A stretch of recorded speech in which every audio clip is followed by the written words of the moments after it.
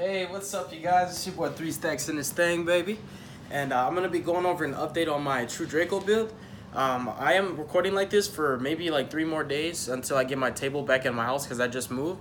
So I had to move all my recording equipment to my ottoman. That's why I've been recording like this. But Dracos is a pretty good deck. You know, I really like it more when I liked it more when Masterpiece got banned because it just brought out a higher ceiling in the deck. It just it brought out a different kind of potential, a different play style. You know, when Masterpiece was like available to the you know, the masses, like the deck was just played totally different. And with losing Masterpiece, it just forced us as players to exploit different aspects of the deck, different benefits that the deck always had that we just never exploited. You know, so I'm gonna showcase you guys my list. I think that the best way to play Dracos is with no extra deck. That's just me personally. You could totally take the route of extra deck, but I just think that Erupt is insane. I just really love the card, and I love Domain as well. This is Domain Monarchs as I always play it, because like you just have the highest ceiling going first against everything meta. If they can't use their extra deck and you've already locked them for monster effects, and you know, if you got a Gozen up, like it's just, you know, there's not really anything they could do. So for the monsters, of course, we're playing Triple Maiden. Right now, I'm playing 3 Maiden because I only have 2 Ignis. I've actually been enjoying the Maiden just a little bit more with the Gozen plays, because while Ignis can generate you the search of your spell, you know, the spells are at 3. I draw them pretty excessively. I draw multiples. You can only use 1 per turn. What I like with Maiden under Gozen is that you literally Maiden for Maiden and then Maiden for another Maiden, and you have so much field presence, you're able to OTK next turn. Whereas when you're playing Gozen with Ignis, you just sit on the 1 Ignis, and while the Gozen is pretty much locking them out, even if you have Rivalry, that's even better. It's like it's locking them out, but you just have that 1 monster, you know, like that's just it. The Ignis isn't applying enough pressure, but with Maiden Gozen, and especially when you have like Maiden Gozen Rivalry, it's insane. You're able to flood the field, because if you read Maiden, there's literally no restriction. Like you just add a True Draco or True King monster from your deck to your hand. It never said that you can't add another copy of yourself if you read her. So I just love playing her under Gozen. Like, she's a lot better to me because I need to be able to OTK. I don't want the deck to grind. I don't want the duel to last too long, and I just love Maiden OTK. It's really strong. If you add it up, you have 26, 26, 26. You know, like that's what, 52. That's 78 already off the bat. You just need another summon, and you know you've got game. And then I still play the double Ignis. I like Ignis a lot, but, you know, I only have 2 copies of it. Card's going up pretty high in price right now, and I think it's just the Draco hype. It's ironic, and we do play the 1 Knuckles. Of course, you know, Knuckles is so absurd. This is what I call a beneficial recruit. The amount of pressure that you're able to apply on your opponent, the ability to completely just ignore the durability of boards, the potential to break boards, the potential to basically allow yourself to interrupt combos as well. Knuckles is just really, really absurd. The hype for Dracos is very obscure to me, because I find like if a deck's so good, why is it that there's certain times when people acknowledge it and certain times when people completely ignore how good the deck is? That's just really strange to me. Like, it's like nothing's really changed. The deck's always been good. Every format, Draco is just one of those decks that has an extremely high ceiling against the meta. It's like anti-meta meta deck, but it's just like time and time again, it'll get hyped and then go down, and the hype builds back up. It's like, it reminds me of how Metal Foes were, how Metal Foes and Paleozoics are. Like, they get hyped up and then it dies down, then they get hyped up. Like, Paleozoics have got so dirty. But yeah, I only play those monsters. I would consider strongly playing Amano Iwado. I could easily cut 1 Gozen and 1 Rivalry for 2 Amanos. I think I might do that if I ever decide to take this to a regionals. But as of right now, I'm really, really comfortable with the build. It's afforded so much to its arsenal. It's just really, really powerful.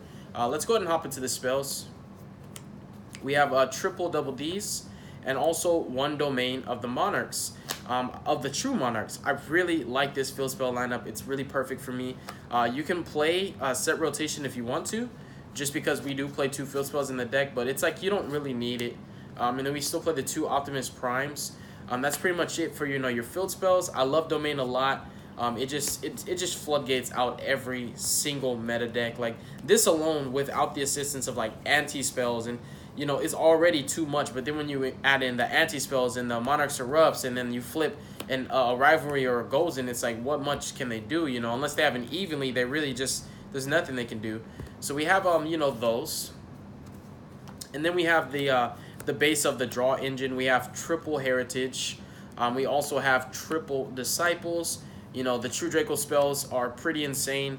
They're able to out floodgates going second, out problematic back rows. They have the draw abilities, the additional tributes, just all well-rounded, generally just amazing, incredible cards.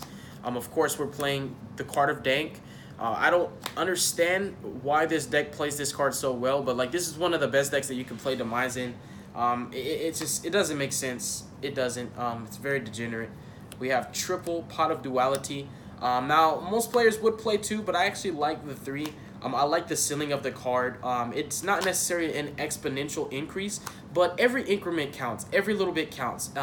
In terms of the percentage and how high of a chance you have of drawing this card, and then the terms of percentage and how high of a chance that you have of hitting certain cards of this, because you got to think of it.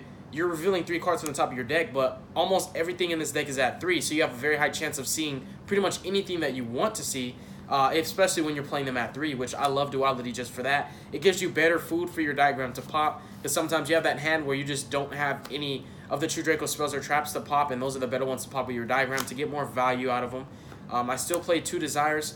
Although the monster count is low, you know, this deck is pretty easy to just get your monsters out of your deck first. Really, if I could get my Knuckles out, I don't really care if I banish, you know, like 2 Maidens and 2 Ignis. As long as I have Knuckles, I'm pretty satisfied. But Desires doesn't really screw me over like how it does with most other True Draco players. That will conclude our spell count, which is pretty... I think it's pretty much... When you see a lot of True Draco lists, there are small, minuscule statistics that vary between each and every different deck. It's pretty much the general same concept, the same aspect. You're going to see a lot of True Draco decks that play, you know, the same spell lineup for good reason, of course. But, you know, maybe the one minuscule difference between my list and others is I love Domain so much. And, of course, you know, I don't have 2 Ignis. But I really prefer the Maiden Goes in Beatdown. I really like it. We do play a lot of traps. We play triple Apocalypse and 1 Return. Apocalypse is absolutely a phenomenal card. I really like how this card is allowed to play through boards, allowed to protect you from getting OTK'd, and it just kind of just blatantly ignores every single board that an opponent is able to produce. As long as the monsters are not unaffected by trap cards, they are absolutely subject to Apocalypse. The ability to have attack and defense of all monsters on the field is such a beneficial recruit Mont that's afforded to your own arsenal, and the fact that it's at 3 and it's searchable and recyclable, it's such a powerful card, and you still have the ability to interrupt your opponent's combos by tributing it and popping a monster, getting a monster that's going to get another card from your deck. It's just insane. And of course, Return being our themed monster reborn, and having the other ability to tribute as well, you know, just well-rounded great cards. I think if Return was at 3, I would probably still play 3 Apocalypse over 3 Returns and do like 2 Returns. That's just me personally. I find that Apocalypse is just overall universally a better card than Return. Don't get me wrong, Return's cool, it's awesome, but it just can't beat what Apocalypse can do for you in the long run. We also play 2 Waterfall, the Dragon Souls. Such a great card. I really like it a lot. I like that it kind of accounts as a Draco monster, but you can set it under Demise. It allows you to plus pretty heavily, forcing your opponent to miss targets. Just so many different ways that you can abuse the card. Even, you know, like people always say this card plays around evenly. It does play around evenly to a certain degree. I mean, you can get rid of your monsters and plus, but all your other spells and traps are gone. And then I, of course, play triple Monarch's Erupt because this trap is insane.